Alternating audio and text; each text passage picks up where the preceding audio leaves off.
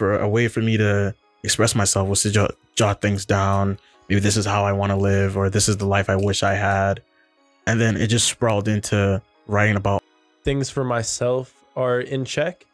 Then it gives me more room to be stress-free and just flow when it comes to the production side of things, because like the universe, no matter what, if I continue to put in that effective work and not lying to myself, at some point I'm gonna break through. Hello, you beautiful people. Welcome back to the Long Term Podcast. I'm your host, Advin Villa. Today, we have two guests on the Long Term Podcast, an all-around creative who dabbles in modeling and directing, but his main passion lies with writing. Shemi Ajibola, and entrepreneur working to build his videography business, Roman Randhawa. We will discuss cinematography and writing, art and growth, philosophy. Everyone, welcome. Can't stop smiling, bro. Yeah. Sweet. Welcome, Shemi and Roman. We're here with the Long Term Podcast today, man. Yeah. Thanks for having us. It's great to have you. Thanksgiving weekend. Oh, Yeah, man. So happy Thanksgiving. tell me a little bit about yourself, Roman. So my name is Roman. I'm a videographer, and I do all sorts of work from music to events to a bit of everything, to be honest. But I mainly like focusing on the creative side. And then in terms of other stuff, I mean, me and a few guys, including Shemi here, have worked on our business Never Been Idle, which we just had an event for recently. So I've kind of helped with the production side of that as well and making sure everything goes smooth. So yeah, that's basically a quick little breakdown of who I am and what I'm up to. Yeah. And then Shemi. My name's Shemi. I'm 17. I go to University of Alberta. I'm a creative director. I model sometimes, but I'm mostly into writing. I appreciate all walks of creativity. I've been trying to tap into everything. Like I'm definitely not as good with the camera as Roman, but I shoot some stuff sometimes. But I mostly enjoy the back end of the creative works you see, like directing, like where we're writing, planning things out, things of that nature. I know you two were involved in planning of the events with Arsh and Stro. Yeah. Right? And that was a success. I talked with Arsh on that. And to tell me, what was your role in all that? So I was the lead videographer for the event. So basically just making sure that everything goes smoothly, that deadlines are met, people are in the know about of what they need to be doing and all that. And that also helped a bit in terms of organization and just making sure things go smoothly. The same thing that I was doing for the videography side, just making sure people know what they're supposed to do and that tasks are managed in a efficient way. Yeah. And then I know you were emceeing. Yeah, I did. Dude. I was the MC, but I also project managed a lot. I worked hand in hand with Roman with especially the organizational aspect of it, the logistics, because at some point it got to a point where there's a bit of confusion with everything, but I think we blasted through that because we were able to come together and just delegate things to who needed to handle it. And I think because of that, it went really well. It really helped with my planning skills, I guess. Yeah. I'm sure we learned this. a lot. Yeah, we learned a lot for sure. Dude, the skills get sharpened so heavily Mhm. when you engage in a massive event like that, hey? Because with a solo project, you can just go, oh, I'll do it tomorrow, or I'll do it within the week. And then you kind of just go about your own timeline. Mhm. But when there's a event and people buy tickets and they're expecting a good The time, expectations, the pressure is crazy. you won't be able to set up another event if it doesn't go as planned. Mhm. And it's the little things that count too. Like the ticket sales, are they of quality? Are you actually attracting the people that do want to come? Mhm. And then are they going to be able to do the things that they expected, or did you false advertise? Yeah, exactly. But yeah, man, I saw all the pictures and kind of the models that came through. Mhm. So with your vision when it comes to videography, how do you capture the moment? So that's a great question and something that I'm really trying to dial in on recently. But a lot of it's just the like getting the right composition and making sure something is just appealing to the eye while at the same time capturing like the emotion. So it's just finding a good balance between the two. And that's been one of the most difficult parts of it, but also like the biggest, uh, I see the most, what's the word? Just, I get the most out of that by me conjoining those two. So just a good balance of emotion and then composition for me. Yeah, it's really the facial expressions that people make, hey, when you capture the video, and you need to make sure you piece the video together to extend the theme, whether it be, are you trying to reinforce vulnerability? Are you trying to reinforce the discipline when it comes to, is it a workout video? Is it a modeling video that shows confidence? The rhythm of the voice, the music that you put into it, right? Yeah. And it really depends. But how has I know there's all these different fields that have come about. How do you integrate all these things like audio and video and the angles? Yeah. How does that all work for you? Incorporating everything together is quite a process, even just the equipment alone. Like I load my trunk full of gear and then I gotta unload. I grab dude, Arsh is telling me that you have this. You carry that around. Yeah, bro. I have like 50 different bags I gotta carry. I bring out Shemi, I bring out Arsh, I bring out everybody, and they help me carry my stuff around. But I think it's just a matter of being intentional. Like if it's a music video, then it's all about like the video, and then the sound design can come after. If it's a short film, then I have to focus on the film as well as the audio. And that's when it gets a bit more difficult. But I think as long as I'm being intentional with everything and each shot is there for a reason, each angle is used for a reason, the composition, like everything, as long as I'm being intentional with it, then there's no going wrong really, because there's reason behind each shot or frame. And it's really impactful, and it's something that not a lot of people even pick up on unless you're actually into cinematography, but it's something that will impact you regardless. So even a casual consumer don't realize that a lot of shots in films, for example, are there for a reason. Like they're in this corner of the frame facing outwards because they feel cornered, literally. And just stuff like that. It's all symbolic and intentional, which I just find really fascinating, and I'm working on growing that right now. Yeah. And there's certain scenes where maybe it's a person from centuries ago, and they're in an aristocracy, and they're looking down on the people and they're judging them, and it kind of shows the scene of them and the people, the peasants on the ground, like that sort of stuff. I love that stuff, man. That just gets me. I'm enthralled in the scene itself, but then I see the symbolism in it, and it's processing the ambient feeling in my brain too. It's just running. Yeah, and it makes you like appreciate the directors more. Yeah. And with writing, how has that influenced your journey in life? I think for me, I have siblings, but I grew up mostly alone with my parents, and so a lot of my entertainment especially came from what I made it, you know?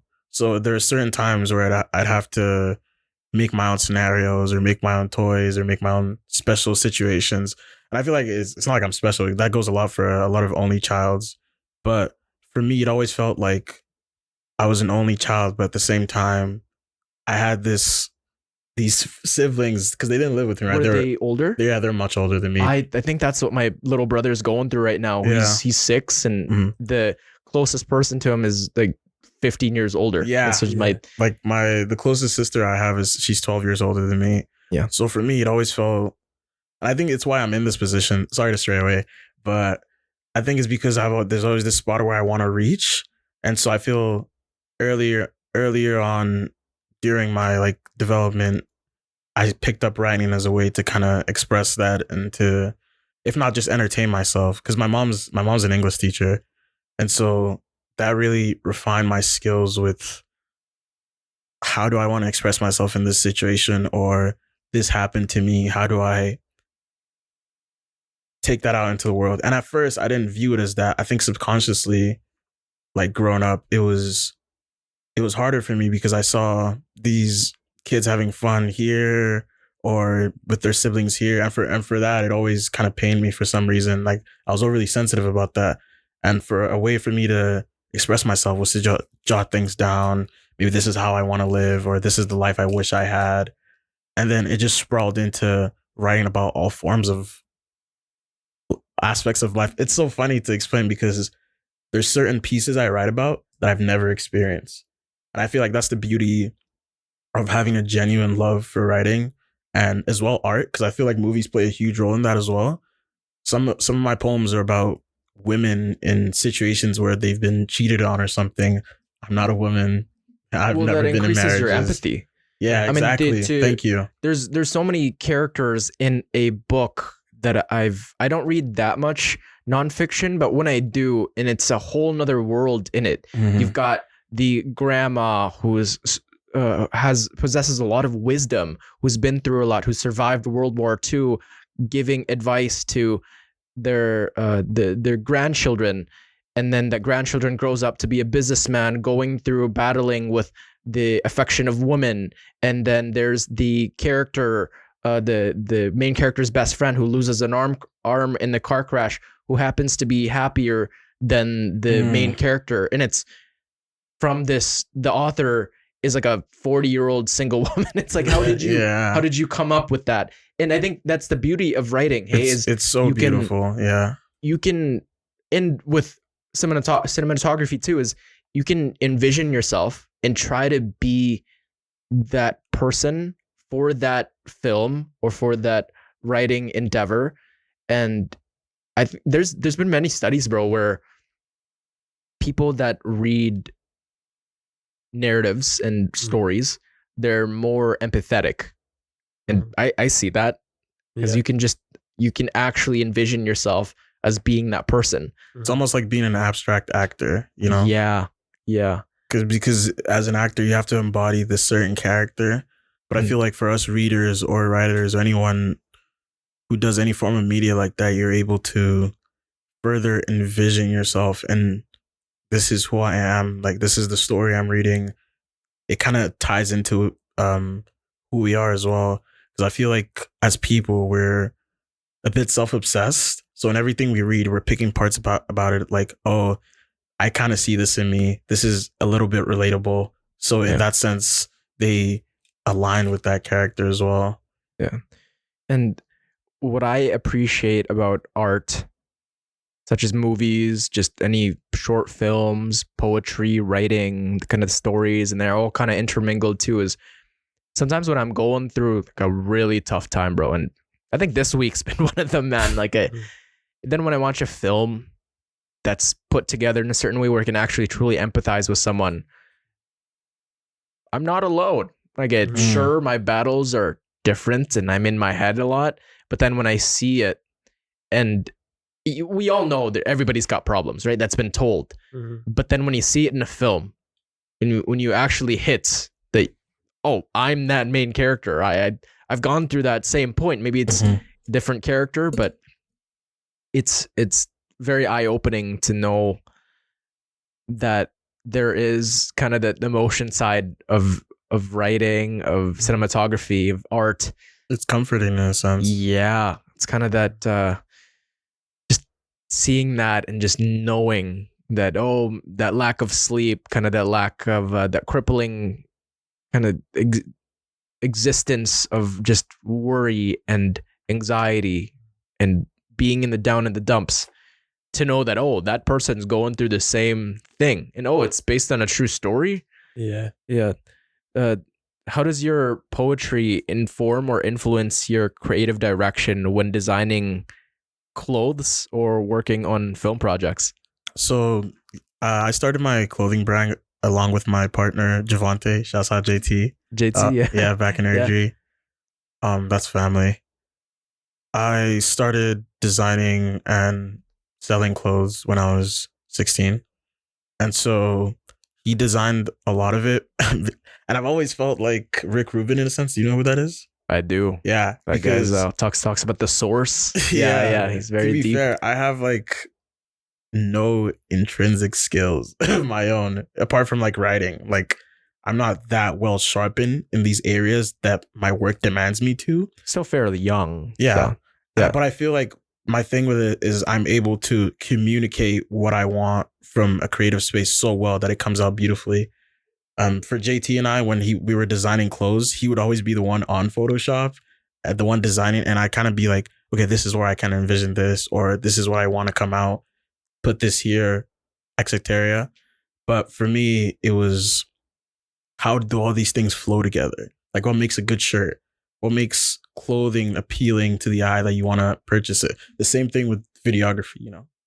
So as well as even on the runway situation with we had when I was directing it with Arsh and like the walking space, he's the actual model and he knows what's expected. But at the same time, my input would be to put this in a certain way, have them walk this way, or this is a piece that I feel goes here, because my mind just works in a way where I'm I don't know, poetically inclined, I guess, where everything has to have emotion, everything has to rhyme in the sense you want to see this and it reminds you of what just happened like not too long ago in the show. Like my bad. Popular guy. Is that me? No, that's okay. That's you. Yeah. Yeah. But yeah, it kind of, especially with clothing, because everything I buy, it's something I see myself in as well. And so I feel it's always great to have a creative mind when it comes to items like that, where you want it to be appealing. You want a part of yourself to show in whatever you're promoting, whether it's the show or clothes, you know? Yeah. Yeah. And for you, when you're filming, Mhm. what's the process like? Walk me through it. So it's quite similar to Shemi actually. Just you want to focus, or it's like effortless action is what I would call it. It's flow state is another word for it that people use. But I really like just um a big part of my production process is also directly correlated with how I take care of myself. So by me constantly ensuring that things for myself are in check, then it gives me more room to be stress free and just flow when it comes to the production side of things. Because like when I'm making a what's it called, a mood board or a shot list for a film or whatever, or a visualizer, I'll just kind of play the song back over and over, and like I'll probably like get up and start dancing, bro. I never dance in front of people, but when I'm alone, I do it all the time. And I just kind of flow, get a feel for the song, whatever it is, and then whatever emotions are derived from that directly go into the scene that I'm looking at, and then I just try to find inspo shots based on how that makes me feel. So I look for another scene that makes me feel that type of way. And right now I'm at the state where I'm figuring out how to properly execute something. Like if I see something, I want to know where to set up the lights, where to get the angle from.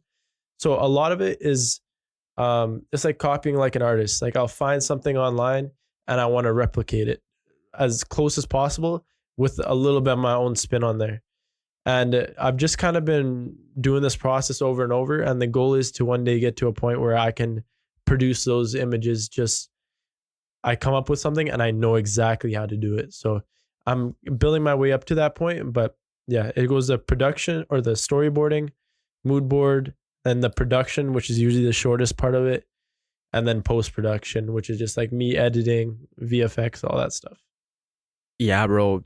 Being stress free, working on a creative endeavor goes a long way. Yeah. Because, man, in very stressful situations, sure you can get things done, Mm-hmm. but the flow and the creative process gets inhibited. And sure, you can get things done, but it's not, your mind can't look at it from different angles.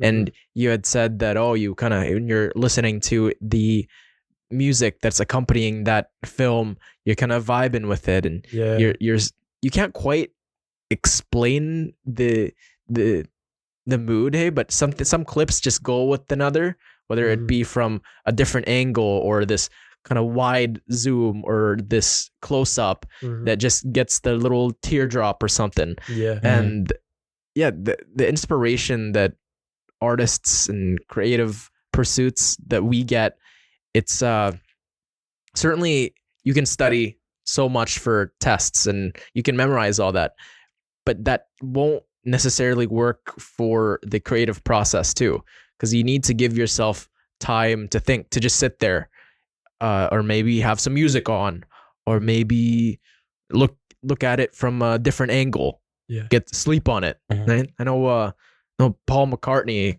came up with Yesterday in his sleep. Right? Do you guys ever hear about that? No. Yeah, it's intrinsic, you know. You have to almost digest whatever you're striving towards in the creative space. Because at least for me, when I write, I take, like, before I thought it was weak for me to take pauses when I'm writing, but sometimes I'll be writing a piece and I'll stop and I'll be like, okay, let me look over this. Like, where does this go from here? You know? Yeah. Because often we just we feel the best when we can do something without looking back, or without looking back and seeing where we went wrong. But I think even with directing or like shooting videos, it's better if you're like, if you almost look at it from the perspective of the audience you're delivering it to. Like, if I look at this as someone who's not in my space, how are they going to perceive this? You know? Yeah. I've taken the stance of, is this the content I'm going to consume? If I was a random person and I came across my own content, would I listen to this? Is this something that I'd sit down and watch? And I always take the same belief when it comes to podcasting. Am I going to listen to this on my own free time? And I do, right? And you really have to take it from a listener's point of view. Whether with my podcast, I just want people to feel less alone, right? If there's one person that listens to this and goes, I kind of relate with Roman, right? I'm a creative person myself and I want to film, and with Shemi, maybe I'm a writer, I'm a poet, and I want to, whoa, like that's a cool idea. I could take something from it, or whoa, I'm going through the same thing. I'm less alone. That's kind of my goal, right? So definitely reframing it to how your audience would see value in it goes a long way. Yeah. I think that's what's almost beautiful about being in a creative space, in a creative bubble like we have here, especially with the show. Like, everyone that worked on it was from such different strands of the creative space. Roman was a videographer. Stro was an artist. Arsh is a model. Nature models, one of the other members on our team. And to me, I think when you're in a space like that, you can derive traits from everyone that you almost feel would be more useful to you as well. Yeah. I think I forgot the quote, but it was good artists steal, great artists copy. It might be the other way around, but I think there's something. Yeah, other way around. It is. But yeah, there's something in just pulling in positive traits from everyone. Yeah. Like, especially during the show, like the planning stages, when we had an issue with organization, and the way I was approaching it was way different than how Roman did. And I sat down after I had a conversation with him about how to go on from here. I'm like, oh shit, he had like everything in order. Like, he slated out what he wanted from everyone. He noted dates, times, logs, and everything. I'm like, damn, I was really just gonna say, let's just keep going, you know, like just keep going in your own flow. But then I saw what he did and I was like, okay, I put my pride away. I'm like, this is better than my idea. So now I feel like if I'm in a situation that demands organizational skills from me, I'm going to look back and think, Roman did it this way and it was better than the idea I had. I'm going to steal that, you know, even if it's not a direct idea, if it's like a habit, you want to derive positive traits from everyone around you. Yeah. I've done the same way with friends, family. It's like, oh, my dad is super industrious, he's disciplined, but then he also likes this form of a creative process, and maybe I don't align with that. Maybe I just want to adopt that disciplined industrious side of him. And then maybe for Roman, I see that, oh, he's really good at editing. How does he do it? Does he plan for the organization ahead of time? What kind of software does he use? And then you extract that, but then not everything would be in sync, right? But that's why the constant communication is so imperative. When you're in an industry like this, is you constantly have to be talking, oh, what's new, what's hype right now, what's in with the people. How do you separate yourself away from the herd while still being in line, like up to par on their level as well? Yeah. So for both of you, how do you balance the technical expertise in your respective fields, like cinematography and writing, with creative intuition? I'll let you start, Shemi. Yeah. On the writing side of things, and this has happened with me with business a lot, handling business, whether it was my clothing brand or even my business I have now with the Never Been Idle and the Flying Sparrows. Shouts out Michael, my partner, and Adrian, my manager. Shouts out both of them.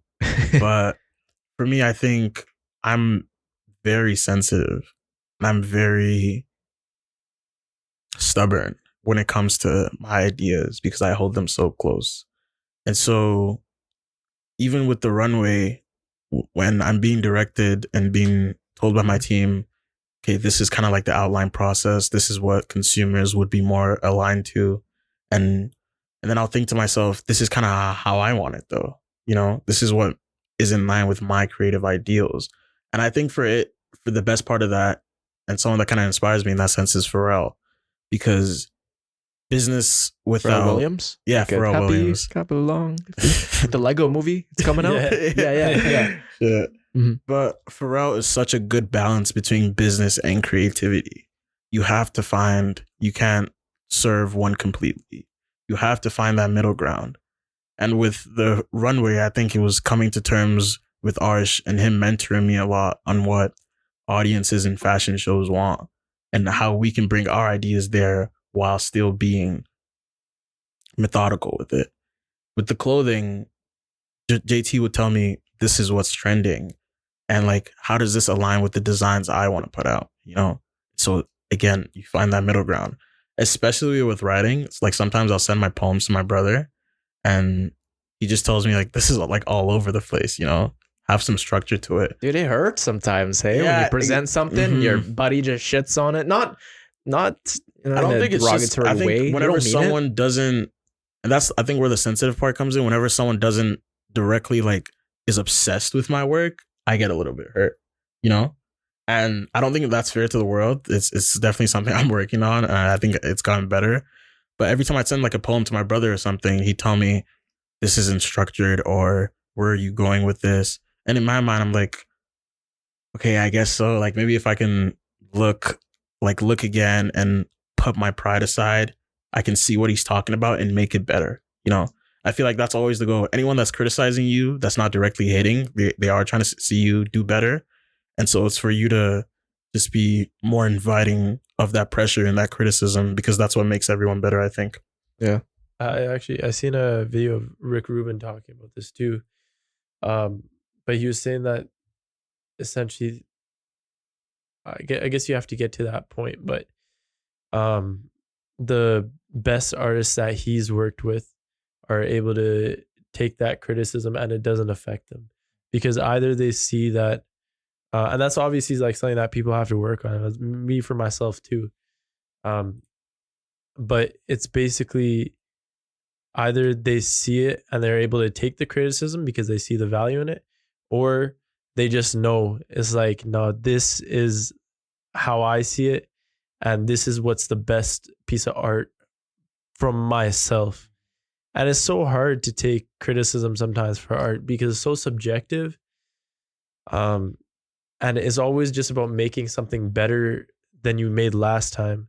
But at the same time, like if you want to go anywhere with it, then you kind of got to cater to an audience. So it's a difficult balance, but it's definitely a great skill to have. there's no set in metric, right? Like, oh, was this better than the last? Like, I don't really know because they're so similar, and it's not to the point. You can see the difference from your first project with the 100th one. It's clear, but the difference with the 105th versus the 110th, even the 130th, it's not as much unless you bought new equipment and you had increased the quality. Mm-hmm. But when it comes to kind of the different ideas and all these words that you're using and the different tools, it's very hard to decipher how you're improving. And it's like you said, there's the two types of people where they know that this is right, that this will go a long way. And there's been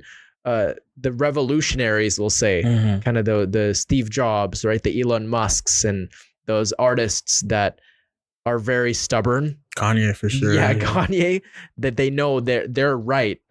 They go a long way. But then there's also some where they take criticism from their peers and their family, and they go, I could improve on that. And then later on, after decades of trying, they definitely get through it. But it's knowing which type you are, and it's hard. I think something, I used to play football. Something we could relate it to is almost like an athlete, like a wide receiver running a route, and you're being coached on how to run it better, like run more shallow or run more flat.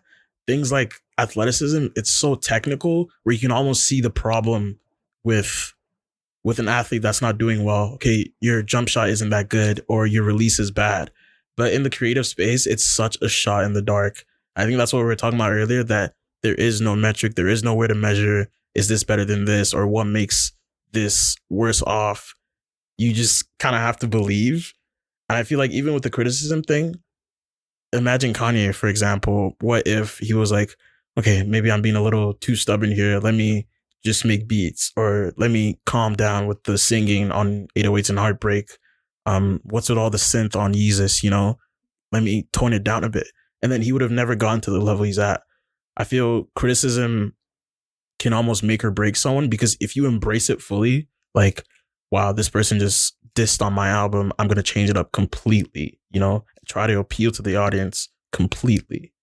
Then you've essentially turned into a whole different artist because you've been stripped of your individuality.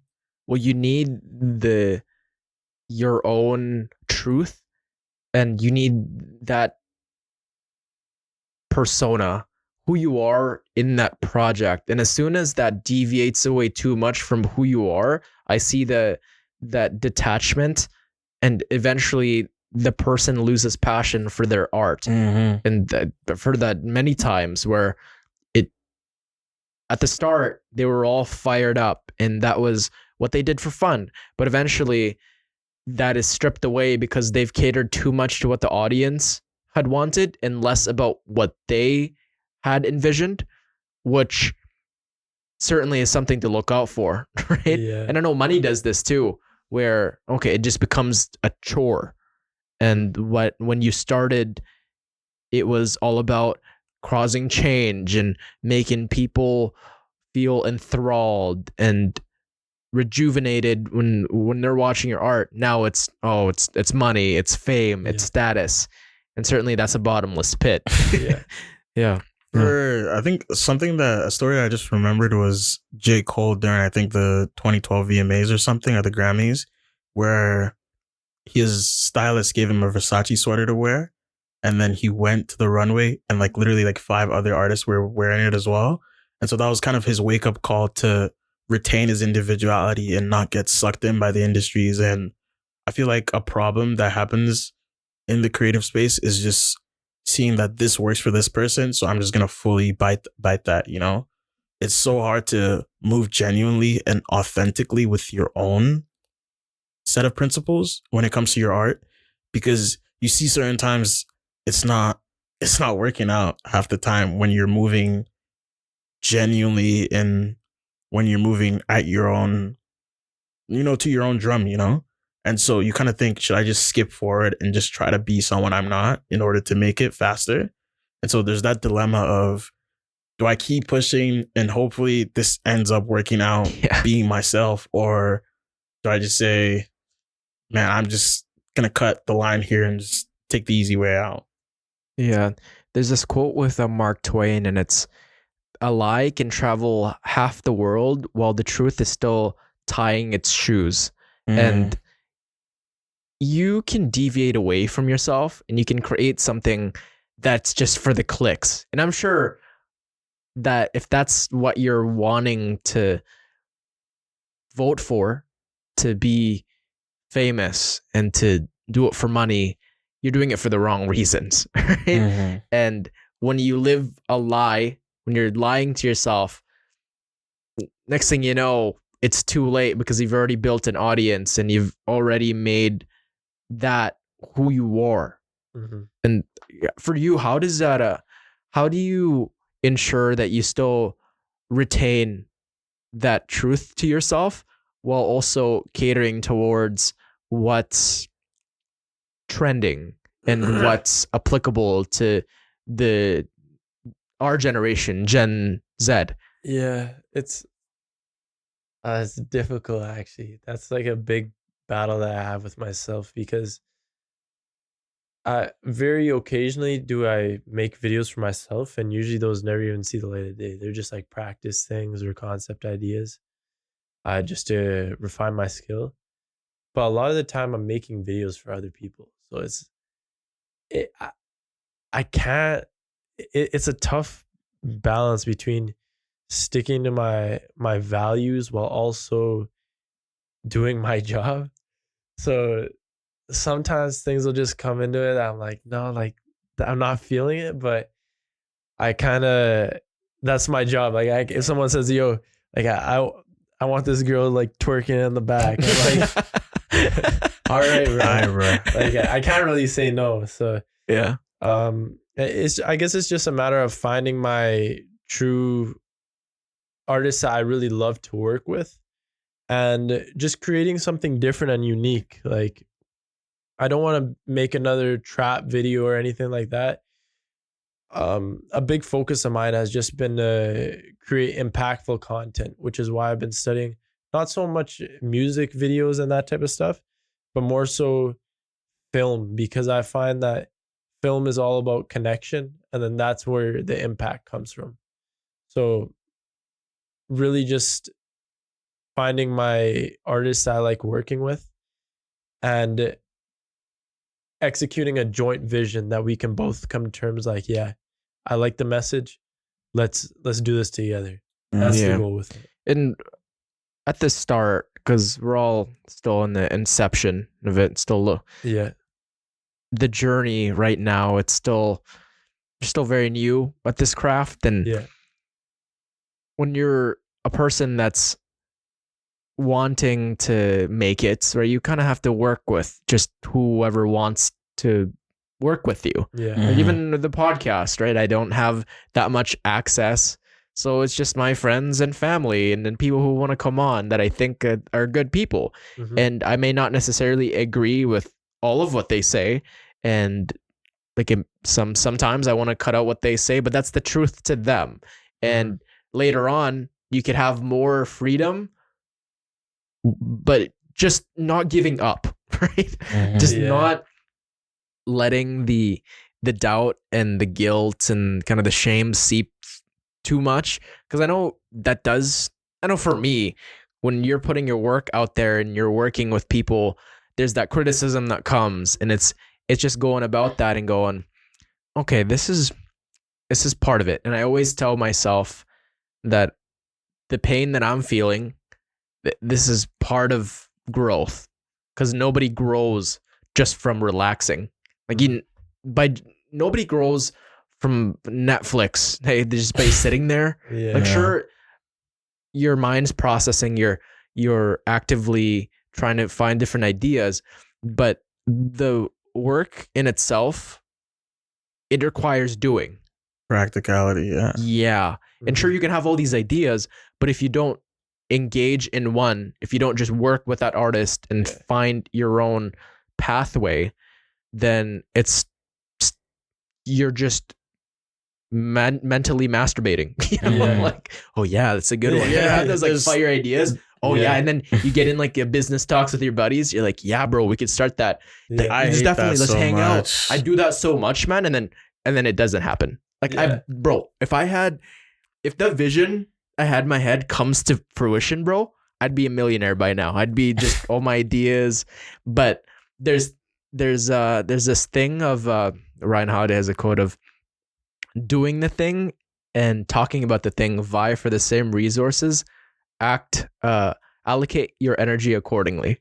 Uh-huh. Because like, you know, when you get really hyped up, you know, like somebody comes up to you, yo, bro, I got this new video idea, bro, I had this writing idea, and you're all so hyped, but then nothing gets done. It's that little like shoot of dopamine. Like Yeah. you tell someone this dope idea, they're like, yo, that's sick. Yeah. Like, yo, that's sick, and then you're all amped up.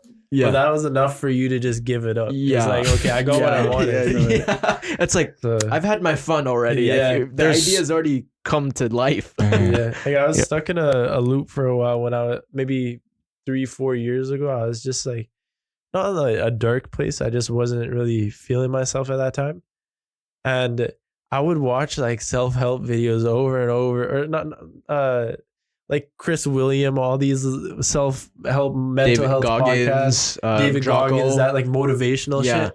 But I would just be sitting there watching the shit, Yeah, thinking get I'm up, doing something. do something. Yeah. It's like, you got to do this, and this. I'm like amped up, just sitting there day after day. I'm like, bro, Yeah. I'm not actually doing this shit. I'm just consuming Dude, it. I So- feel that.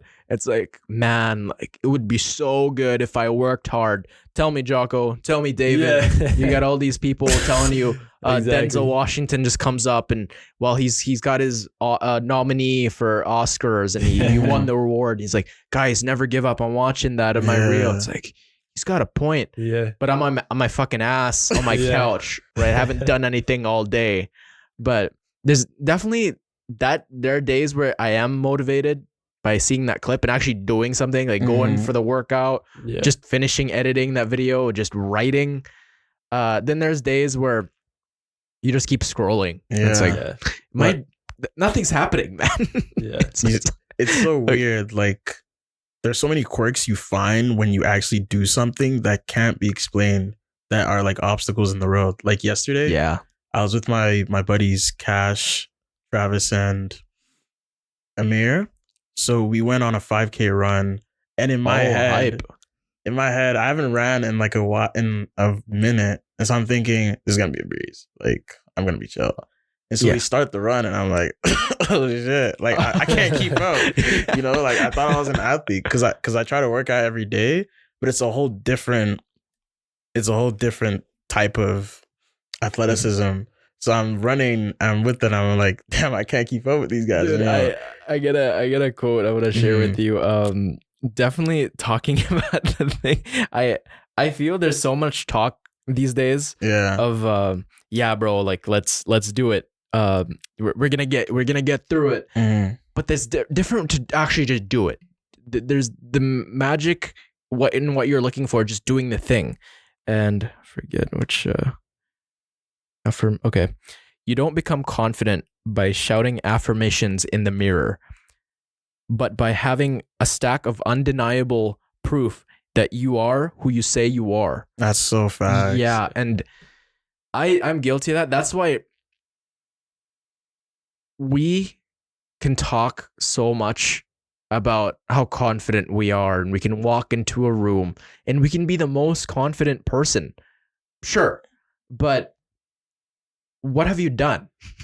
Yeah. Have you actually made that music video? Have you actually made those cold emails, those cold calls? Have you put in the time to that editing software? And I think Matthew Gladwell said that you need 10,000 hours for mastery. Mm-hmm. Yeah. And you look at the Beatles, you look at the high level YouTubers, Mr. Beast, you look at the business, the entrepreneurs that have put in their sweat, blood, and tears, Steve Jobs, Bill Gates, they've put in way more hours than I'm sure we've been alive. Hey, Yeah, fair enough. yeah, It's like, it's almost the difference between confidence and then delusion. Because at one end it's delusional confidence. It's like the affirmations in the mirror trying to pump yourself up that you can do something that you've never actually done. Like, I guess it's beneficial. You got to be delusional sometimes, but it's not like confidence is just undeniably just there. Like I don't know. You can't fight against Yeah, it. you It's can't fight proof. against. It's just a fact. Like Yeah. for podcasts, for example, like you might be nervous at first, but if after you do hundreds of episodes, then it's like, all right, just another podcast. Like you Episode kind of come numb to the 95. feeling. yeah. Yeah, Yeah, Yes. yeah. Then that's with writing too, and with editing, hey, and Yeah. filming. At first, it was probably really daunting to finally do it or to present your idea. Yeah. But the more you do it, man, the more it just becomes common, and then Yeah. you normalize it. Uh-huh. And when hard things come, you get the job done.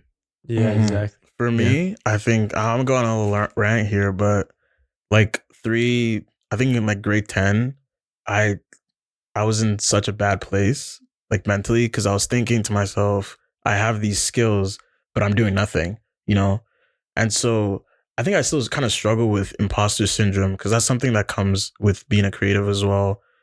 It's for me, it was, oh, no, it's good. That's good. Yeah. For me, it was starting the clothing brand. And I'm like, okay, yeah, before I did that, I remember I was on a plane coming back from my cousins in California, and I was on the plane sad, and I was thinking, okay, this year I'm gonna do this. It was like the start of 2023. I'm gonna do this endeavor. I'm gonna complete this, and I finally started doing those things. My clothing brand took off, but I'm still thinking to myself, have I really done enough? You know? And then the book came around. I started working on the book earlier this year, and I'm still working on it. But everything is way past where I thought I would be by now. But I'm still thinking to myself, is it enough? Even with the show, because how I even came about the show was I was in Nigeria this summer, and it was 4 a.m. and Stro called me, and I'm like, yeah, I'm not picking that up, right? Because it's like 4 a.m. But my intuition is like, okay, like, what does he want? And then he puts me on, and I'm so excited because I remember a couple months back, I'm thinking, I want to have a fashion show along the road when I'm like way older. And that's happened now. But in my eyes, I'm still looking in the mirror like, you've done these things, but I still don't think it's enough. And I feel like that's the contrast between someone that's delusional and, like, in my case, where I do have proof, but I'm still looking inside. I'm like, I don't really think I've done shit, you know? It's that discontent we all fear Mhm. or feel, hey, where a year ago, this is what we wanted, right? Granted, you've actually done the stuff that you said you would do. Because I do know there are people that say they're going to do certain things and then they fall to their habits and they don't keep with their own promises and they lose trust with themselves. But for most people, I guess in this creative space, right, especially if you're here willing to come on the podcast, I'm going to make an assumption that 4 years ago, if you were talking to your younger self, you'd be surprised at how much you have accomplished. Mm-hmm. You'd be very surprised. But then now we are in a state of discontent, right? And it's, okay, when am I ever gonna feel at peace, right? Am I gonna be at peace once I'm working with Snoop Dogg? I don't think it ever comes though. That's the thing. It's always an uphill battle. I don't think there's ever any satisfaction in your craft. But it's reminding yourself though. Mhm. It's the constant reminder and talking to family and friends. And it's the reminder of, okay, this creative pursuit isn't me. Like, sure, I put in my sweat, blood, and tears, and I find I am very passionate and I want to succeed. That this doesn't define who I am. Mhm. And that constant reminder and talking to my friends and family serves to keep me grounded. Because when I'm, like, this podcast is my identity, this is me. And then when it falls short of my goals, I'm depressed. Yeah. But that's how you know you're dedicated though. Yeah. I think it's grueling, but it's such a necessary part. Like it separates like who's really about this life. You know what I'm saying? That's fair. What has been the biggest challenge in growing your videography business, and how has that affected your artistic approach? Another great question. Honestly, one of the biggest challenges for me not only correlates with videography, but it's with all aspects of my life or any business that I was to run.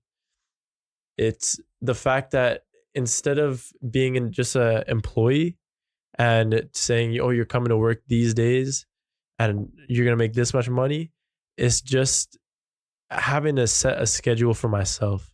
Because if I have a schedule set, then I know I can do what I put myself or what I set up for myself in advance. So a big portion of it was just making sure, like, yeah, I contact these many people. I make sure I have something to do this day. Otherwise, I'm a big victim of like if I don't have a list of things I need to do that day, then I'll spend most of my day just thinking about which one I'm gonna do. So like I need to have a set schedule in place, and I found that when I give that to myself in advance, then my business goes exactly how I would like it to run. I resonate with that. I mean, there's so many ideas, hey? There's so much information out there that you would explode to be able to absorb terabytes worth of information. And there's endless possibilities of the opportunities that you could take. Oh, I could start editing on this one project. Oh, I could meet up with that one friend so we can discuss what kind of clothing line we're going to open. Oh, I could go to the gym. Maybe I'm going to work on my health to get the creative juices flowing. Or I could go on that walk. I heard that that sunlight in the eyes in the morning gets you rejuvenated. There's so much information now. There's so much. Yeah. But then planning for it and going, okay, I'm going to edit at this time. I'm going to go here at this time. And you develop that trust with yourself. Because when you have a friend and you set up a plan with them, hey, buddy, we're going to meet up for lunch, 2 p.m. They show up 2 hours late. Then they do it again. And then again. Maybe sometimes they don't show up. Are you going to trust that friend? No, you just not gonna want to. You're not even going to want to set up plans with that friend anymore. Or that goes for business partners. That goes for just people that you surround yourself with, family members. Oh, that's just a person, like flaky. I can't trust them. I can't rely on them. And it's the same person, the same relationship you have with yourself. When you say you're going to wake up at 8 a.m. to edit that video, to get that workout, to hang out, to show up, are you going to do it? And then all the times that you don't, you just lose that trust. So anytime you don't follow that schedule, and maybe there are times where you have to go to another place, maybe an emergency, maybe that just takes precedence. And that's okay, because you know yourself truly deep down inside that that's what you needed to do. But then there are times where I just don't feel like it. Now, every time you don't feel like it, are you just not going to do it? Yeah, I struggle with that all the time too. And it's like, okay, I need to trust myself. Myself. So for you, Shemi, how do you evolve your fashion and poetry while staying true to your artistic roots? I think a huge thing for me with the with the book business as well, because it's such a dying industry, right? Like no one reads nowadays. Yeah, dude. We got TikTok now. Yeah. Reels. And so for me, again, it's that being authentic to who you are within your craft. I remember I've had discussions with certain people trying to promote my book and trying to elevate my standings in that space. And it's like, would you consider making your poems into songs? And I'm like, no. They're poems for a reason. If I wanted to songwrite, I'd songwrite, you know? Or would you consider doing this type of poetry or integrating into this business? Like, do you rap? Do you sing? I'm like, that's not who I am, you know? So, and I think it's like kind of what we were talking about earlier with aligning with what's trending and what your industry demands of you instead of just sticking to who you are. I think a huge part of it for me is just constantly reminding myself that the universe, no matter what, if I continue to put in that effective work and not lying to myself, at some point I'm gonna break through.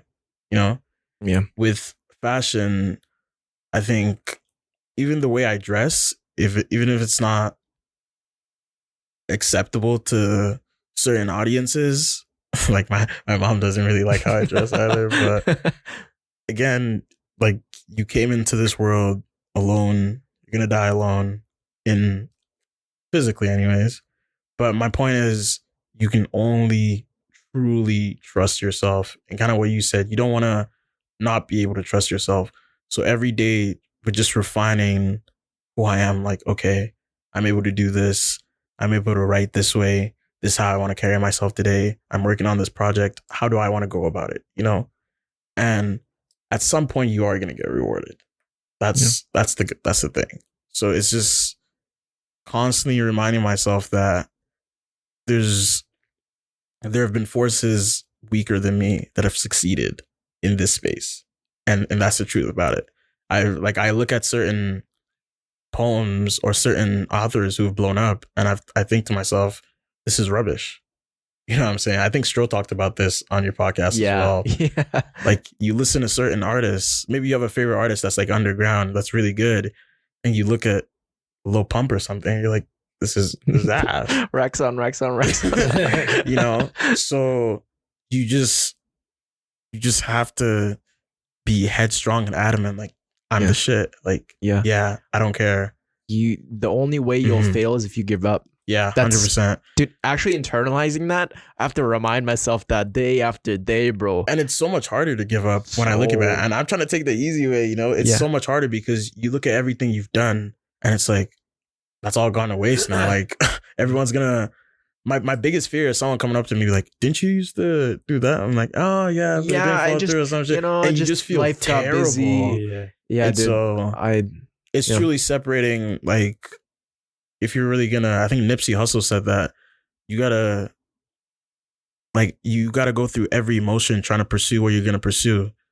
You have to, the happiness, the sadness, the anxiety, the anger, a lot of the anger, especially, you have to go to get to that level where you're constantly criticizing yourself.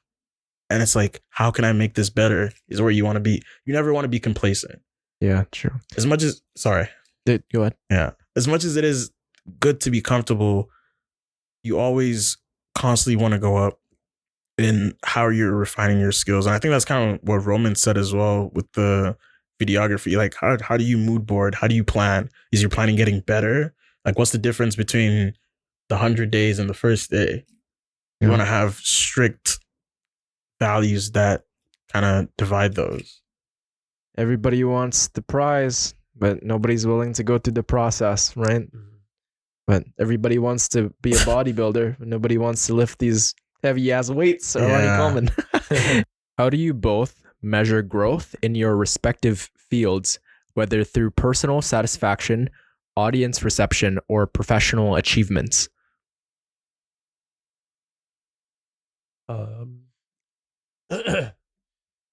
For me personally, I would, the more and more I go along, the more and more I try to shift it from outputs to inputs. So rather than like what I get out of a project, it's more so what I can put into it, because that's like within my control, obviously. So a big part of it is just feeling satisfied at the end of the day and being like, I did what I could do today. And I know that I was pushing my limits. So whether that be creatively or structurally, whatever needs to be dealt with that day, just knowing like, yeah, I did what I could. And then, of course, some money, some views, whatever it happens to be. If that comes along with it, dope. But I try to focus as much as I can on what I can control. Yeah. It's at the end of the day, did you give it the best that you've got?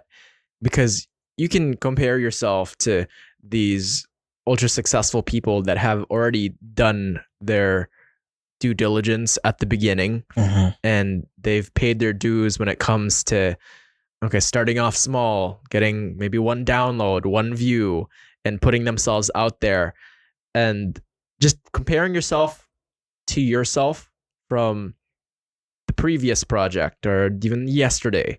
And it's knowing at the end of the day, there's that threshold that you went a little bit over it, but not to the point where it just absolutely crushes you because you gave in 100%. You give yourself 80%, but then you have time to rejuvenate and think about it and appreciate it. But that's a struggle that I go through a lot too. Is this good enough? And you don't really know, but it's just trusting yourself at the end of the day. Yeah. I think for me, especially in the gym, for sure, I've been trying to, like, every time I go in, like, hitting new sets, I try to up the weight by a little bit every time I work out. And so when I apply that to, like, my creative space, I think back to like a year ago. Yeah, I had like a Google Doc with like all my poems and like separating them into different sections. And I look now and I have it here, an anthology of Afro surrealistic youth. Mhm. And so even a couple months after I made this and I had the physical copy, I'll look back and I'll think, I don't think I want this in here. Or I don't think I like how that sounds. So for me, I think I need to get to a point where I'm satisfied, but at the same time, I know I didn't put out nonsense. And Yes, exactly. because you can have the goal of every day I'll work on something, and it doesn't bear any fruit. Like, does this grow corn? No, you're just digging every day without actually planting anything. You know, and it doesn't really. You're not catering towards each of the seeds, and there's that line between doing the work and actually making progress versus, sure, you can go intense every day, but then that could be your downfall. You know what I mean? And I think that comes from not having a set goal where like every day you're just grinding without purpose. Yeah. It's good to have goals in place, but certainly letting that be your defining trait, your purpose, also takes away from the moment though. So I say, we always we do not rise to the level of our goals, we fall to the level of our systems, and it's the habits that we take on every day that shape up the end product.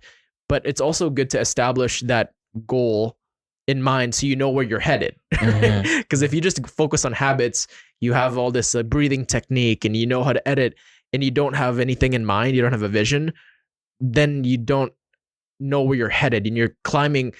Sure, you have all the goals, you climb up the mountain, but then you realize, oh, it's the wrong mountain. And then you look over and your dying friends over in that mountain. It's the actualization of it. I think even for me, when I was writing initially, when I knew I had a passion for writing and that I was somewhat decent at it, I would think to myself, okay, I'm just writing now, and I have all these like 300 poems in my notes app. Like, where is this going? And so that kind of clicked for me last summer that, okay, I can't just let this waste, you know. Like, a huge driving force for me, and something that scares and kind of helps me a lot is that I'm young. You know, I'm 17. And so every time I approach someone that's interested or that I'm trying to get business out of, it's always, I'm 17. You know, this is what I have. And so my main goal from like last year has always been to get to a point before I turn 18, which is in December, to like, this is my portfolio from back then. Yeah, like, you can't, like, you can't give me flex a the chance. being 17 anymore, hey? Yeah, exactly. And I think that's something I need to work on, where I can advance farther than that, okay, it's not just my age as a factor. I have something worthwhile, you know? Yeah. Yeah. You're very ahead of the average 17-year-old bro. If you and I talked when I was 17, man, I was a complete degenerate. No, truth be told, man. And definitely kudos to you for focusing on the fulfillment and following your passions. Appreciate it. Because certainly for me, working fast food, vaping, and smoking weed every night definitely wasn't wasn't the thing to bring me closer to my goals. What is your personal philosophy on the role art plays in society, and how do you reflect that in your work? That's a good question. I think for me, like as I was saying, even with the gym, in a sense, I almost want to relate myself to these characters I've seen in movies, and so I work out because I'm trying to attain this certain image that I've looked up to for such a long time. But at the same time, I think people always need an escape. You know, like when someone reads my poems, I want them to almost detach themselves from, if especially if they're in like a bad position or anything. Just know that this is something you can rely on to keep you comfortable. I feel like I like the way other forms of arts, like even when we were kids, like I'm a kid, like cartoons or toys give a sense of escape. Those in a sense are art. Because when you look at toys and you look at what a child thinks of toys, they're just objects. But the real art is creating your own worlds and adventures through them. So I feel like art should always serve, such a great quote. Loyal Carner, one of my favorite artists, he said, "Good art should comfort the uncomfortable and make the uncomfortable comfortable." Mm. Good art should comfort the uncomfortable and make the comfortable uncomfortable. Yeah, it changes the minds of those that have been complacent, and Yes, and thank you. establishes that, oh, maybe I've been living my life differently. And it just heals those who are in a state where they're not feeling good, you know. Yeah, I think what I've realized is this life is chaos, man. It's chaotic. I think just you live long enough and you get to see the destruction that the world has and what we do to ourselves, say the mind. I think certainly the happiest moments I've had were my own making and doing, and certainly maybe there's other people involved, but like I was fully present. But then also we suffer more in imagination than in reality, right? That we get so caught up in our own heads and we forget what we have right in front of us. Yeah. And for you, bro, how does your personal philosophy, how does that reflect in the work that you do when it comes to working on those edits? I wish it reflected like the way Shemi's saying, but I honestly, I haven't given myself enough of an opportunity to express art solely for myself, which is something that I'm working on more recently, where I'm shooting things on my own desire rather than because an artist is hitting me up. So that's something that I still have yet to find for myself. But I would really like to just inspire, and similar like what Shemi said, just comfort the uncomfortable. I think that's it. Yeah. Just that, to bring light to, or shine light on a maybe topic that isn't viewed so often and that people typically avoid, and just inspire people to better themselves however I can. But that's the goal as of right now. I haven't actually had or given myself enough of an opportunity to actually express that. But then in the interactions that you do have, I'm sure it does, the pieces of yourself does reflect onto the work that you are editing. And I'm sure you're not going to work for people that just have bad intentions. Exactly. You know?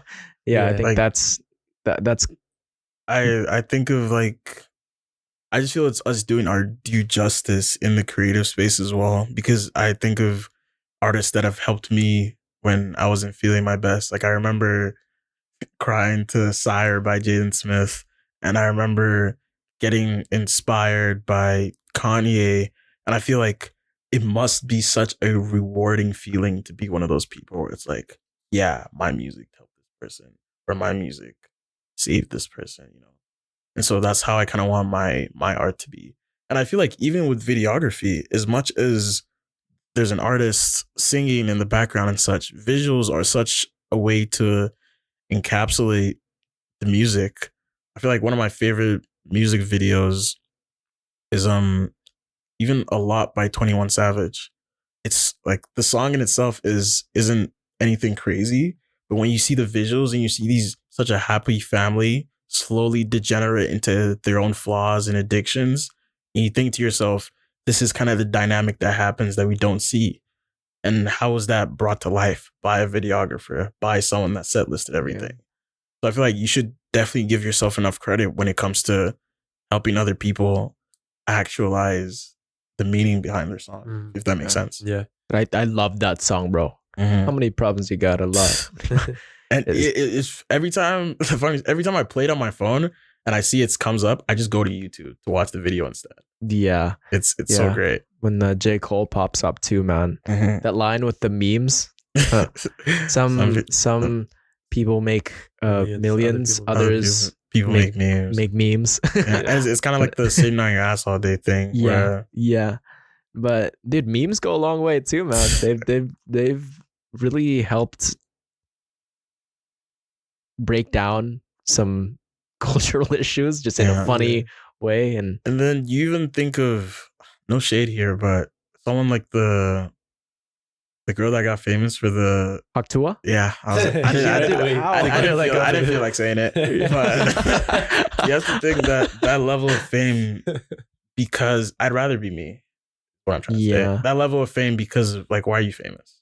You know? Because of this one clip of Haktua. So I'd rather just live the struggling artist life than be famous for something so brain dead.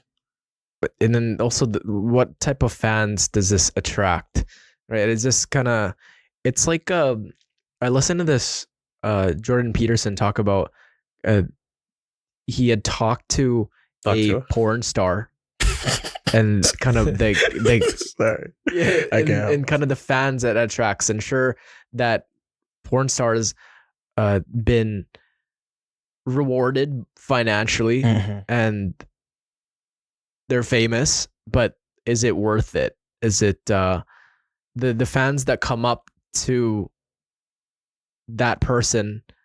It's a certain type of person. You know what I mean? Like I feel that kind of Lil Pump's fan base versus 21 Savage fan base versus you got an artist's fan base like J.K. Rowling. They just the same different people approach them. And I work for this company called IATSE, and we set up concerts at Rogers Place. And then different artists come by, and kind of our job is to set up for them prior. And we have then we come back after the show ends and as everybody's leaving, and you get to see the demographic that Shania Twain attracts, or Slipknot, or Shawn Mendes. You get to see, what are you pushing? What ideology? Certainly for Shania Twain, it was very wholesome. There were like a bunch of families, and it was all good laughs. And then Shawn Mendes was just a bunch of teenage girls going, ah! And then there was Slipknot, right? There's a bunch of rockers, just metal guys, just hardcore. And that's certainly what I want to, like, what are you, like, sure, you can become popular, you can be successful, but are they giving value to the world? Yeah, it's kind of like you were saying earlier, where you can either take the authentic route, or there's always like that bait that's being hung in front of you. It's like, if you take the bait, it might be easier, but it's not you. So I Yeah. feel like any of us could make so much money right now if I set up a camera and recorded myself just humiliating myself or like harassing people on campus, like asking them stupid questions. yeah. Eventually, the algorithm on like all these social media platforms rewards nonsense like that, and eventually you're gonna get deals or like you're gonna make money from that. But It's timeless. then, I mean, not timeless. It's Mhm. it's temporary. Is what I Yeah. meant to say. And poetry that sticks. If you look at the great films, Forrest Gump, Shawshank's Redemption, Saving Private Ryan, Taxi Driver, the best film of all Taxi, time. dude, I love the ending, man. It has to, for kids in our generation, they wouldn't be able to watch Taxi Driver from start to finish. There's not enough. I've had cuts, arguments with people about that. I think the main thing that people are kind of iffy about today is the fact that I forgot her name, Jennifer. The 12-year-old was actually 12 Oh yeah, doing those scenes, yeah. and I feel it's such a great movie. It just explains. I think this is something for men as well. The outcomes of how society treats people who are so different than them. You know, there's like social norms, and then you have Travis Bickle coming back from war, and this odd guy who really has like no pickup on social cues and stuff, and then Yeah. society just kind of throws him away, and he feels like he assumes this savior position where he has to save the world. That's why you get all these extremist groups or like all these people who believe, okay, yeah, this thing is going on. I'm the chosen one to save this, because everyone wants to be the hero. And so when you're pushed to a point where you've been abandoned by society, you can only regress and pick up this superhero facade. And I don't know, it's such a beautiful story. I love that movie. Yeah, it the ending too, where he just when he proves to the girl it wasn't his intention. Yeah, that he doesn't need it like that. See, He's a badass. Yeah. You know, when that I paused with the newspapers that came out. You know that oh, you the read the scene where headings. he saves Yeah, and I them? actually read the kind of the stories of when he killed those the traffickers. Mhm. Yeah, and seeing kind of his backstory, and it goes into depth with who he actually was. Oh, I've never paused. Yeah, no, that if you scene before. paused, it'll give you more in-depth I've story. watched it like kind of 5 from times. I've never paused. yeah. That's Next crazy. time you watch it, definitely pause and read the articles. Have you watched Taxi Driver? No, I haven't. What? Yeah, it's a good one, man. My friend's been like begging me to watch it forever. Happens. Yeah. Scorsese is the goat, Yeah. bro. Yeah. What's Right, nah, I what's have your to favorite watch it. movie? My favorite movie, probably Interstellar. Oh, Respect. dude. Yeah, Yeah, dude, that's respect. Murphy. that movie's just yeah. too tough. I've watched. Yeah, man. When the books, when those are falling, man, I was like, whoa. Yeah. I Yeah. think apart from Taxi Driver, I messed with Raging Bull is pretty good as well. Yeah. That was it's the boxing movie, Scorsese. And then The Mm. Sopranos. I guess it's a show, but it's so good. You ever the Godfather series? I watched like one, but I was so incoherent. Yeah. But Sopranos is better than The Godfather. Really? Yeah. I'll have to check out. Have you ever seen The Sopranos? I've seen snippets. My dad watches it. Oh yeah, I saw one. What I came about, over that uh, one time. Remember? What's the one with Al Pacino again? The Say Hello to My Little Goodfellas? Friend. Oh no, Goodfellas Scarface. is also good. Scarface. Scarface. Have you Yeah. seen that? Yeah. Scarface is dude. dope. Yeah, dude. It makes me want to just go, maybe I'm following the wrong life. You know? No, I feel like all these stories also kind of depict. But the ending, Uh-huh. but then you see the ending and it goes, Yeah. you can't sacrifice the long-term fulfillment for short-term gratification. yeah, That's always it. Like you on the outside, they seem you look so cool and look badass. so cool, badass for at most a decade. But then you go to jail, all your loved ones get killed, you get shot at, and you were left with nothing. Such a sad scene was in The Irishman at the end. If anyone's seen that, when Robert De Niro's at the end and the police come to him and they're like, he's like 70 now. And he's like, you can tell us everything, like your friends died. And he's like, oh, who got him? Like, who got my friend? And they're like, cancer. Yeah, you kind of settle like the lifestyle's over. You know what I'm saying? Yeah. So It's- it gets to a point. yeah. But Goodfellas is also really good. Goodfellas is dope. Yeah. I mess with the mafia movies. heavy. Yeah, dude, I love the mafia like scene, man. Or the movies. But yeah, dude, U of A. Mafia scene. The Just mafia the scene. podcast undercovers. That's dope. Yeah, I know a guy. Okay. How do you each define success, whether it's through artistic fulfillment, business growth, or the impact of your work has on others? I know we touched up on this, but if you want to go in depth more. I think it's especially the thing where I'd feel so gratified if someone came up to me and like, your poems helped me, or you found. I think that's something that has happened to me in the past where someone's like, I started dressing the way I dress because I liked your style or something. Like, it's such a fulfilling way to feel that you've had an effect on people. But I feel apart from that, it's just, and this is the goal I was talking about with Arsh and my manager Adrian, is you want to get to a point where your financial success is directly related to your creative one. Like, you want to make an earning of something you love. I'm taking economics in school and I'm going into law later. Like, yeah, that's cool. And being a lawyer does so much for society. It's a positive thing, but I would feel such fulfillment if I could profit off my writing and off my direction and just be able to live satisfied. Like, I don't want no mansion, nothing like that. But if I can have just a nice, normal house with a nice family, just solely off the fact that I was able to actualize my creative media, it's so fulfilling. I feel some people get wound up in the money aspect of it and like sign their lives away and everything. And that's why it's just way harder to take the authentic path where you're like, nah, bro, I don't want to make no poems about, something I'm not comfortable with or that doesn't align with my values. It's just so beautiful to be able to make a living off something you have passion for. And then for myself, I feel like fairly similar to Shemi again, just to make an impact. And with the brand stuff that we've been working on together, we want to just communicate that message. It's called Never Been Idle. And we want to just communicate that message of just like actually get up and chase your dreams.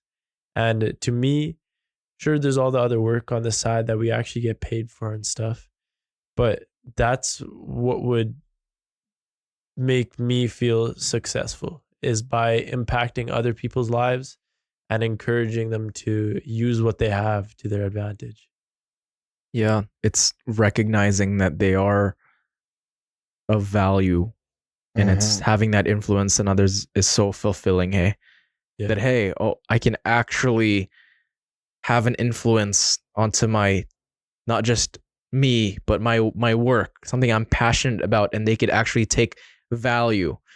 And that's why so many people, when they see a movie, they really like, oh, hey man, you should watch that movie. Or when they know a song or a piece of a restaurant that they like going to, yeah, you'll definitely like that. You can do it makes it us too. feel connected, makes us feel human, right? And when you have a friend that actually does go to that restaurant and that does listen to that piece of music or reads the poetry that Shemi has, they're like, you could discuss it and you could go further on it, and that deepens the friendship.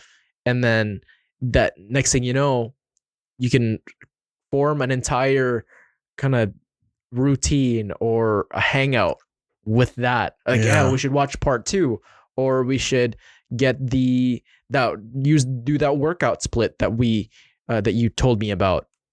And yeah, that's the beauty of it, hey? It's so great. Like, even with books, like one of the things that connected me and my mother the most was I Know Why the Caged Bird Sings by Maya Angelou.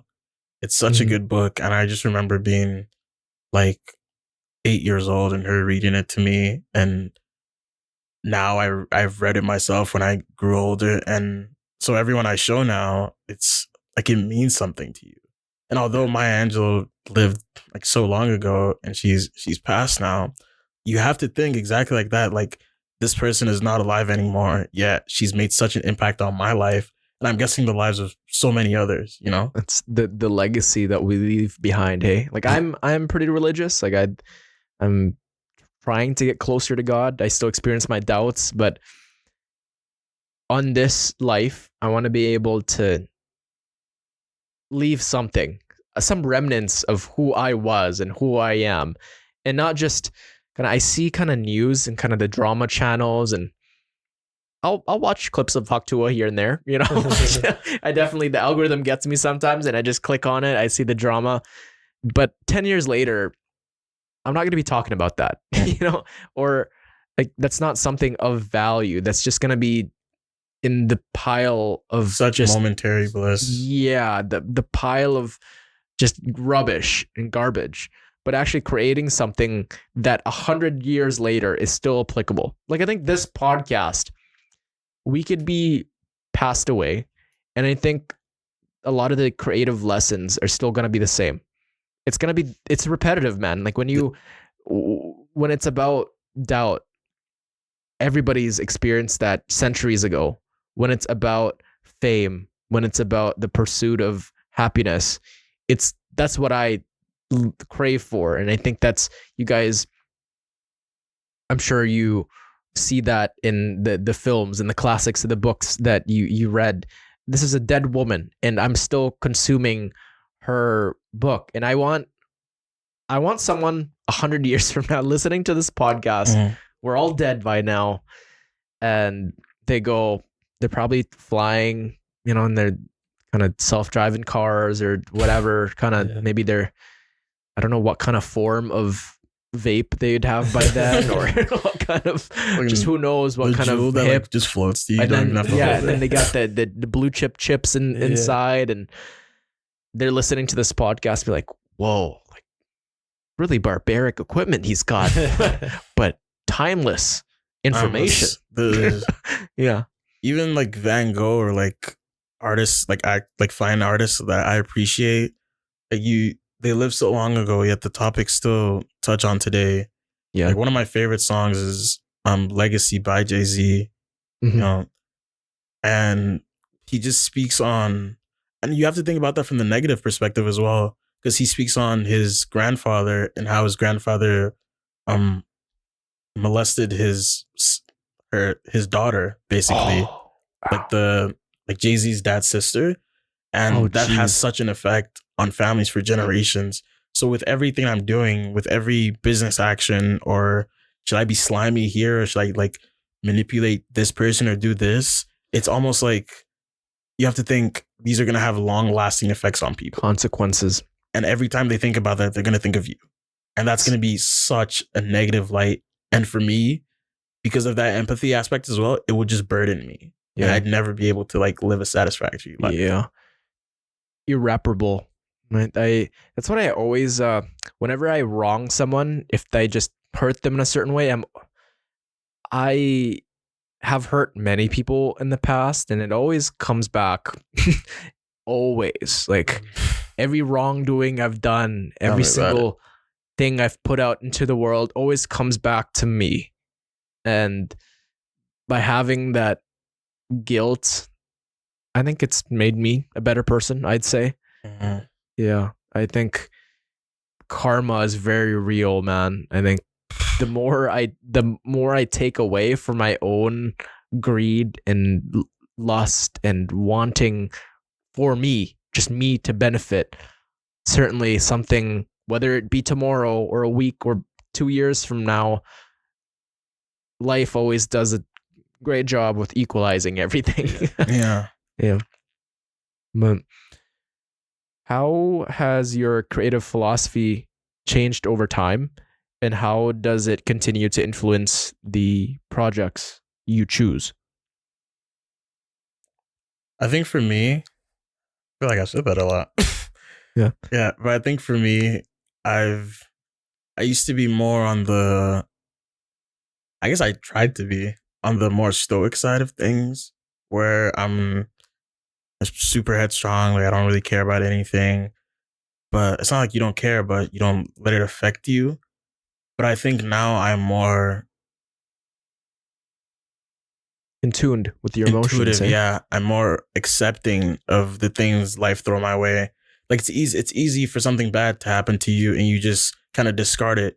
But now if I mess up somewhere or if someone wrongs me or something, I'm more inviting to that pain and to that feeling of not feeling good. So I know I don't want to feel like this again. What steps do I take to rectify this?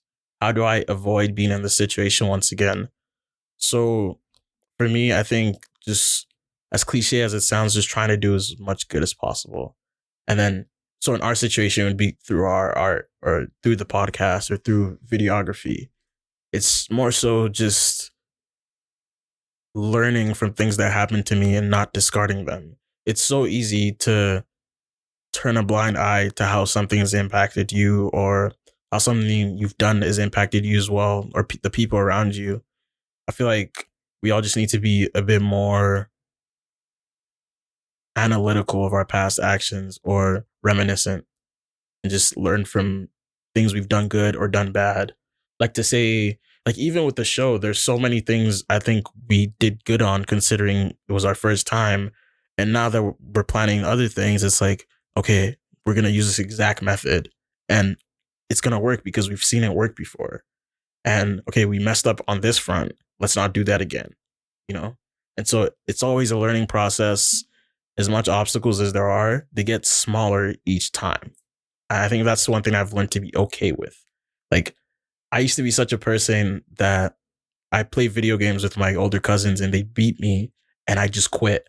Like right before, like I used to play FIFA a lot with my friends and cousins, and it would be like they'd be like 3 up at halftime and I just quit, you know? And that's something I've been trying to fight against so much because it's not right. Like even something as minute as that, it carries on into like actual situations where you don't want to give up. Like even with the 5K yesterday, I'm running and I'm out of breath. Heart's on fire, lungs.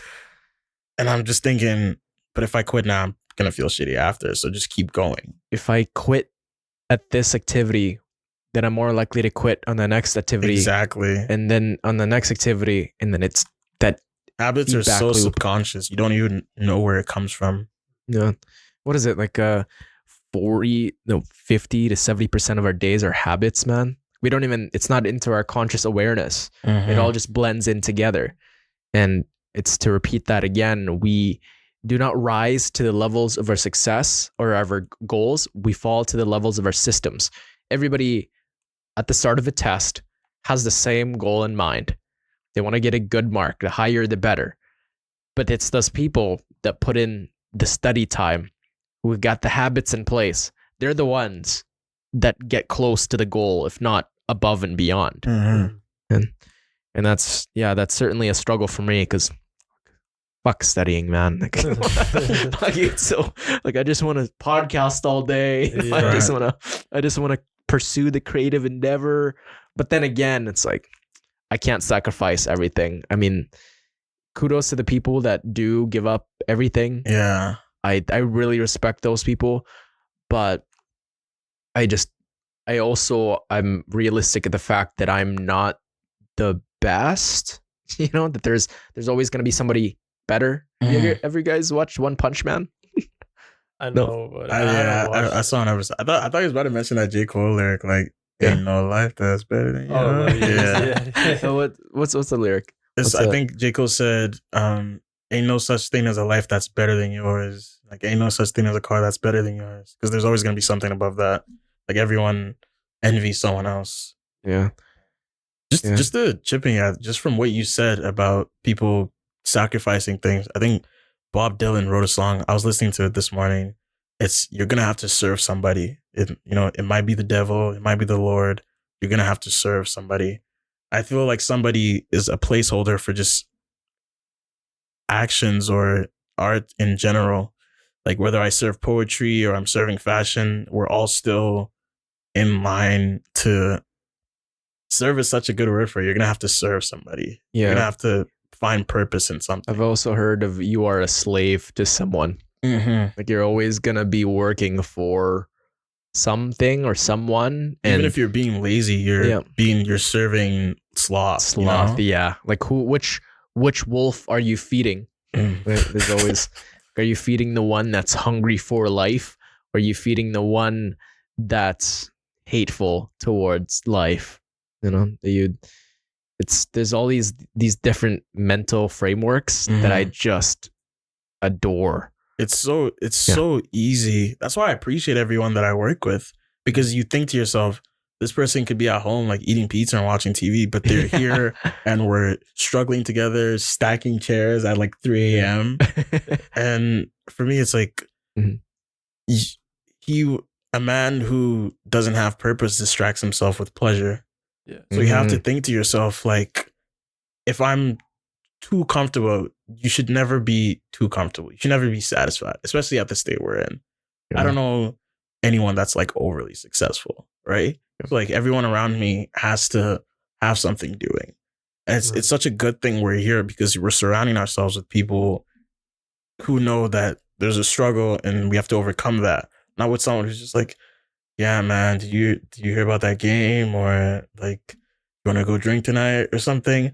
And these are not like bad things, but in proportion, what are you maximizing? Like the amount of pleasures you're engaging in, or like how much purposeful work you're engaging in, you know? I agree with that.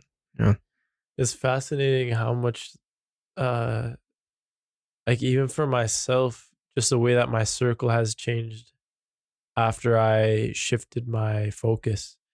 Like a few years ago, when I wasn't as in a great mental space, I would be going out to the clubs, and like it wasn't even that terrible, but it was just the fact that if I wanted to go out, then I had someone to go with. But now I've kind of shifted my circle to the point where I always, there has to be something ready for me. Like I could get up a call from Shemi, like, yo, you want to go on the Log Turd podcast? I'm like, yeah, bro.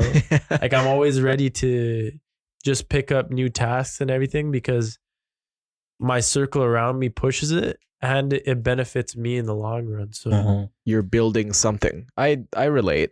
For the longest time, I told myself that, I'm not successful in podcasting, or I'm not successful when it comes to my academics because I'm not trying. And if I did try, then I would be successful. You know, that excuse, you know, those kids that, and I was one of them. I could have gotten a better mark, but I just didn't study. And like that was the actual excuse, man. Yeah. Like it's obvious. It sounds so obvious. Like, oh, I didn't put in enough effort. Of course I got a bad mark. But using that as I chose not to study. That's not a good thing to choose. It's a horrible mentality, and I engaged in that. And it felt good. I just kept neglecting kind of who I wanted to be, and just kept going, yeah, I know what I want, but it's just I don't want it right now. You know? But then years pass by, and the days are long, but the years are short. Yeah. That's so, dude. 2022 was just yesterday, right? Yeah. But then today, it's just so heavy. Every day, it's just so when you're in it, and you can tell people, oh, just work harder, be more disciplined, and just be more creative. But then when you're actually in it, you're scratching your head, and you're looking at your friends, and they're doing something that's out of the realm of what you thought was possible, and you're inspired, but at the same time you're battling with that doubt. But at the same time, you need to do something. But then there's sleep. I need to engage my sleep. And then there's working out. Oh, I need to get jacked. But then there's also family time, and then there's a diet. There's all these things coming at you. Now, how do you define your own self-worth? You're gonna have to serve somebody. Who do you serve? And who do you surround yourself with? And I resonate so much with kind of the interests now, where, okay, I'm more into fitness and more into having those deep conversations. It seems that the people that don't resonate with it just disappear, you know? And then you see them at Superstore one day, and you know, maybe it's a facet of life that is very productive, that is of value. And that's just not something you're going to put in effort. But then now you got Shemi hit you up in the podcast, and now without Arsh and Stro coming on, then this wouldn't have happened. And without Arsh coming on in the first place. And then actually before that, I was introduced to Arsh by a mutual friend. And then before that, a mutual friend had introduced me to that mutual friend.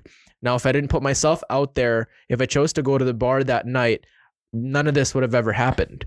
Yeah. The butterfly effect, man. It's Yeah. you should be okay with leaving certain people behind, especially if you want to advance. Not everyone can or should be invited in your journey. I feel like we need to respect ourselves more in that sense and just, is this who I want with me? Like, even if I do make it to the top, is this person going to embarrass me? Are they going to not be in line with things I hold close? You know? Do they have good intentions? Exactly. I see it as, I'm thankful for the friends and family that were there for me at that stage in my life. And that stage of my life is no more. The stage. It's a stage, and you can still love them from afar. And whenever you run into them and you could catch up, maybe on birthdays, weddings, but they're just not part of your in-group anymore. And it's sad.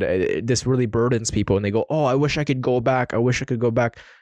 No, you can't go back. It's not possible. You'd have to bend the rules of reality, and you can't do that. The same way that if you just suddenly want a girl to like you or to have this business meeting happen, no, you have to do something about it, and you have to frame your mental framework for it to work with you.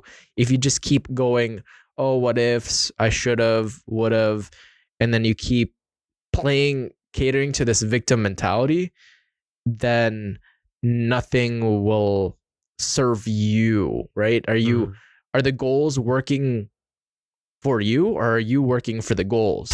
That's a bar. Yeah. And I hate that so much, the victim mentality thing. I'm taking philosophy 101 right now. Dude, I love that class. As one of my electives. And we were discussing, I think we were talking about Epicureanism. And so the basic notion is to just, it's kind of being stoic, just not letting these outside external things affect you negatively.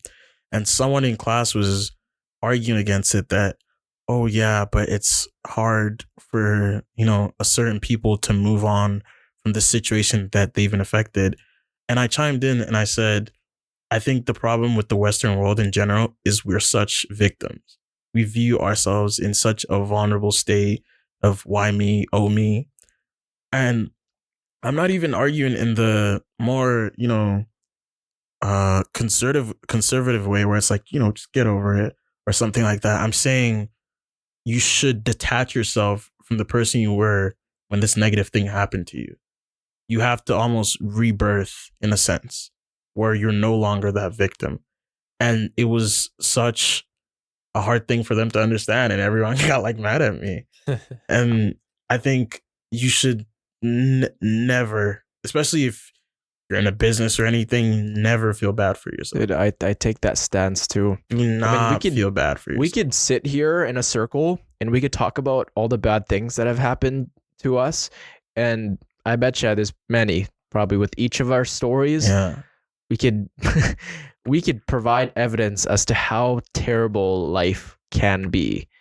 Mental, physical, spiritual, doubt, guilt, shame, depression, anxiety, all these feelings of just betrayal, of what ifs, should haves, girl rejected me. What's that really doing? Yeah. What's that really? I know there's vulnerability with my friends, for instance. I like to emphasize vulnerability, and I make the distinction of that and weakness. Vulnerability is power, where when you go through a insurmountable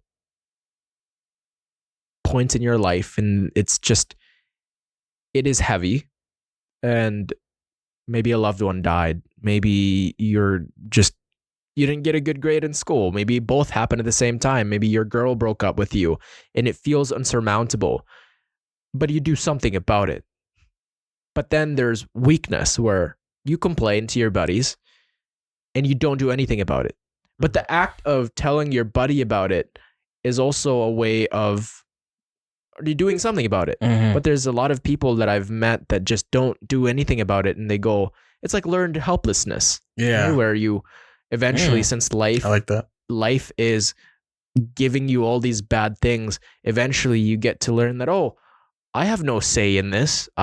Life just happens to me. That girl just broke up with me because I was ugly. I got this this disease because genetics, and I can't pursue my creative endeavor because I was just born that way. There's nothing I could do. And to have that mindset, man, is destructive. I hate being around people like that. I think Yeah. I was in such a turning point in my life was I was in 8th grade and I lost my water bottle, and I texted my sister Angie, and I was like, man, like I just lost my water bottle today and everything's happening to me. Like, why me? And she told me, like, stop with the self-pity. And it was something so small as that was such a turning point in my life. You realize. And then I was just like, damn, she has a point. And from then on, if anything like negatively happens to me, it's okay. It's always like, okay, solution. Like, what are we going to do about it?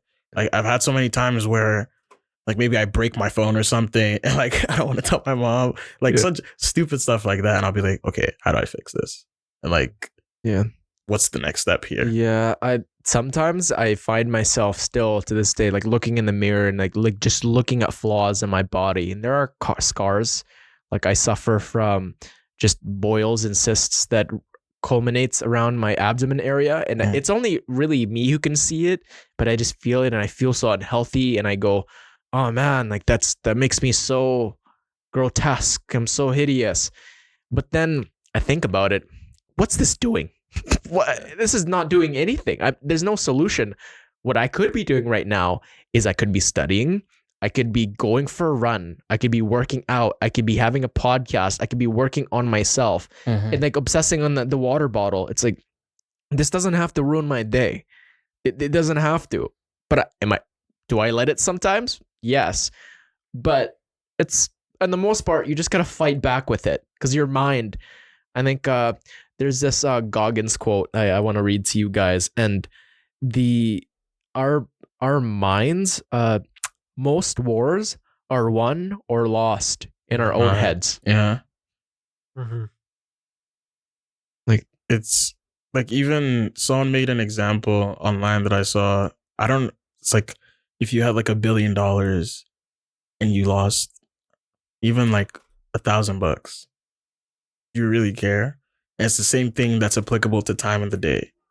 If there's like 2 hours of your day that were like terrible and shitty, are you going to let that affect like the other 22? I like that. And that's, you have to like decide. And it's such an in moment thing where you can't fake it. Like, you get in a car accident and like with no one else, you just slam into a pole or something, and you're thinking, but you're fine, right? And you're thinking to yourself, okay, how do I go on about this? Do I like sit in the car and cry and like it was especially in a situation where it's your fault, like I was on my phone or something and I crashed, like, okay, own up. Like in that moment, take action, you know? And you could be like, oh, in the future, I could have killed someone. I could have died. I could have, none of those things happen. Yeah. What's happening right now? Okay, you crashed into a pole. Okay, insurance, it's going to suck. You're going to have to get a new car. Luckily, no one died. You got injured maybe a little bit, but you focus on it at hand. Yeah. And I've been in many near death experiences when it comes to driving, man. And I always catastrophize it by thinking of what ifs. It's like, oh, what if I could have died? I could have had my leg chopped off. No, it didn't happen. Focus on how you can solve that problem, and it's not that bad. And some people even say like, always look at the good. But I think if you do that at times, it will almost trying to like cushion yourself as well. I say like, always look at the next step. Like, how can I solve this?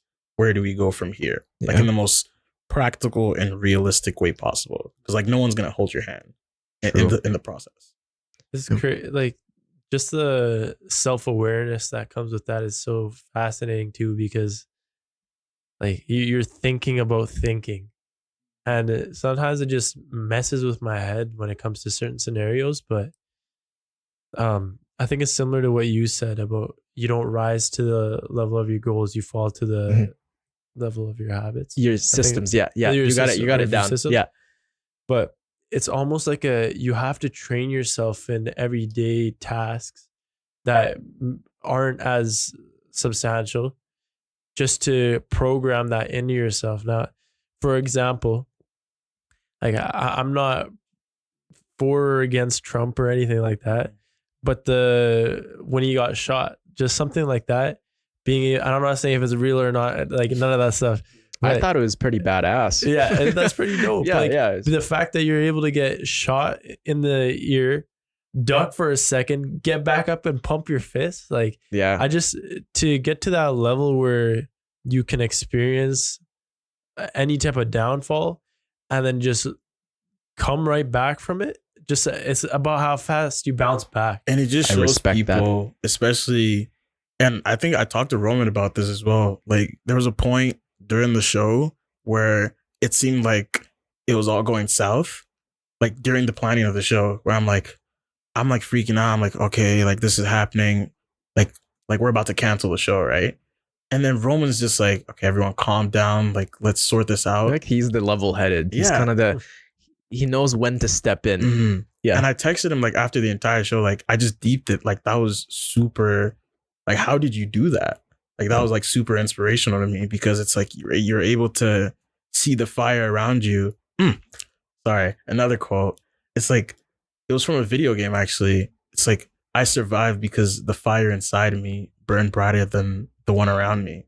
Yeah. And I thought that was just such applicable to the situation because everyone's like freaking out and Roman's like, okay, let's calm down. Like, let's do it this way. Respect. And then it all just worked out, you know? Yeah. I think when things go awry and everything's on fire around you, the adrenaline's in, high cortisol, you're stressed. Everybody's looking for a solution, but they can't think because they're so nearsighted. But if you scope out and think of the bigger look at the bigger picture, you see that there's a fire extinguisher just a couple steps right there. But people are so focused on the fire that they forget to see that there's a solution right there staring them in the eye. You can't be dwelling. Like it's okay to, even with like pain or like emotional pain or anything, it's okay to, and I relate this to grief because I've had some people close to me pass away as well. And I think, I'm sorry to hear, man. Thank you. And I think in the moment, what you have to do, especially with grief, is take it in, and like however long that time is, maybe it's a couple years to accept and go through that process, but you never want to constantly dwell because then you'll never heal. Yeah.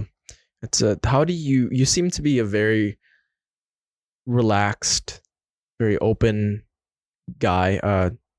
You choose the moments when to chime in when you see it's useful. Now, when Shemi is describing it, it seems like everybody's going to cancel. How did you go about being calm despite the high emotional contagion that everybody was spreading around and still being the guy to tell everyone that, hey, calm down, everyone. We're okay.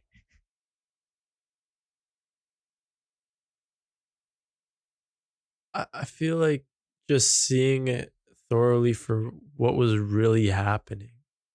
And when you say like the fire inside was shining brighter than the one around me, I like that. I don't feel like it was a very, like I almost felt like water.